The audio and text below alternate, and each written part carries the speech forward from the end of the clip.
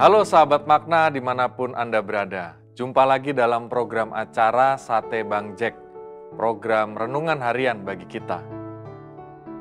Renungan hari ini diambil dari firman Tuhan dari surat Filipi 1 ayat 21.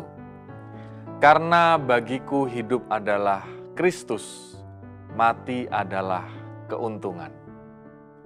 Saudara, kalau kita berbicara tentang kematian, bagaimana bayangan kita, perasaan kita? Sebagian kita banyak yang merasa bahwa, aduh, kok ngeri ya kalau membayangkan kematian. Bahkan ada seorang penulis sejarawan filsuf Prancis bernama Voltaire. Dia berkata, aku telah ditinggalkan oleh Allah dan manusia. Aku akan masuk ke dalam neraka. Itu yang dia katakan ketika ia hendak mati. Lalu juga Thomas Hobbes, seorang filsuf Inggris yang terkenal tentang pandangan manusia dengan sistem negara. Dia pun juga mengatakan demikian. Aku mengambil suatu loncatan yang mengerikan ke dalam kegelapan.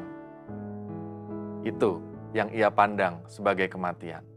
Sedangkan D.L. Moody, seorang tokoh KKR di Amerika Serikat, pengkhotbah yang ulung, dia justru mengatakan demikian. Ini benar-benar sesuatu yang mulia. Bumi menjadi pudar, surga terbuka.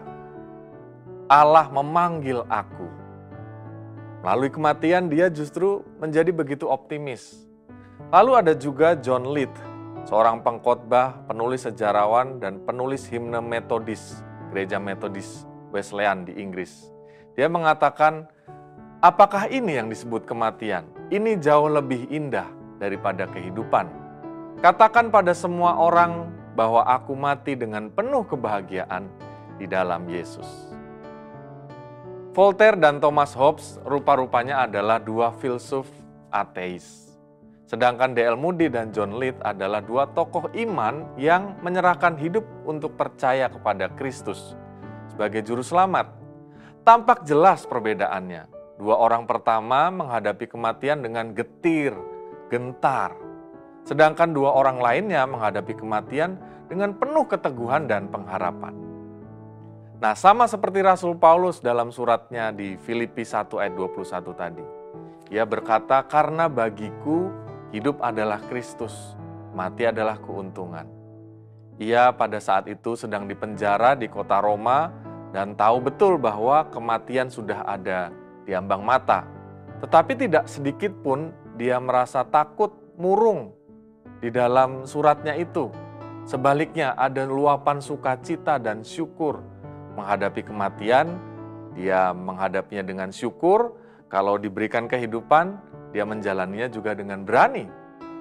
Nah, apa yang membuat seseorang mampu menghadapi kematian dengan kepala tegak? Jawabannya adalah ketika kita beriman kepada Kristus. Iman kepada Kristus memberikan kita jaminan yang kokoh. Kemana sih kita setelah kita pergi dari kematian ini? Kemana kita? Ke rumah Bapa. Sekaligus juga di dalam iman memberikan satu sikap kepala tegak untuk melihat kehidupan ini. Di dalam banyak hal tanda tanya, pergumulan, kita tetap melihatnya dengan gagah berani. Bahwa hidup itu adalah kesempatan untuk memuliakan Kristus. Nah, saudara, Pendeta Eka Dharma Putra pernah memasuki masa pensiunnya, masa emeritasi sebagai seorang pendeta. Dia adalah seorang penulis, pengkhotbah dari gereja GKI juga, dan banyak menulis buku-buku di kalangan nasional, bahkan juga di surat kabar. Ketika ia memasuki masa-masa pensiunnya, dia berkata bahwa saya bersyukur, tetapi ketika ia membaca surat Filipi ini, dia berkata, saya bertobat. Bertobat dari rasa ingin cepat-cepat berhenti dari segala sesuatu dan mengatakan, ya sudahlah, sudah mau pensiun, berapa waktu kemudian mungkin akan bersiap menghadapi, dijemput oleh Tuhan. Tetapi dia berkata, saya bertobat dan saya mengatakan, Lord, I want to be more Christian. Tuhan, saya mau menjadi orang Kristen lebih lagi. Dia menyadari bahwa meskipun dia sudah memasuki masa pensiun, dia sedang mengidap sakit kanker, tetapi itu bukan akhir hidupnya sebelum Tuhan memanggilnya. Maka meskipun ia sakit, ia terus bertekun dalam pelayanannya, dan pelayanannya banyak sekali membuahkan hasil melalui buku-bukunya yang masih dibaca sampai hari ini. Maka pertanyaannya saudara-saudara, apakah kita pun juga mau demikian? Kita mau hidup bagi Kristus dan menyambut kematian adalah sebuah anugerah dari Tuhan untuk bersatu dengannya kelak.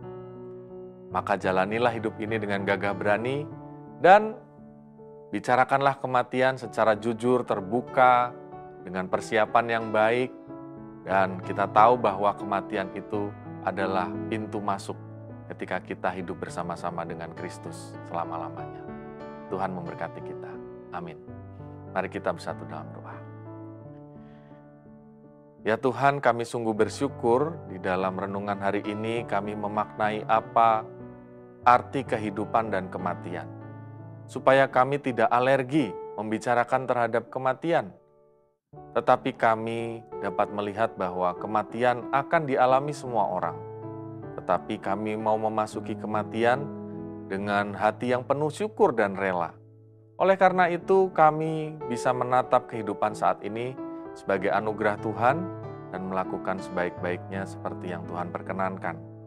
Maka biarlah ya Tuhan, kami mensyukuri baik kehidupan maupun kematian di dalam iman Kristen. Kami berdoa supaya setiap hari kami dapat melihat topik-topik tentang kehidupan dan kematian dengan lebih berani dan lebih berhikmat, lebih bijaksana. Inilah doa dan sembah kami kepadamu.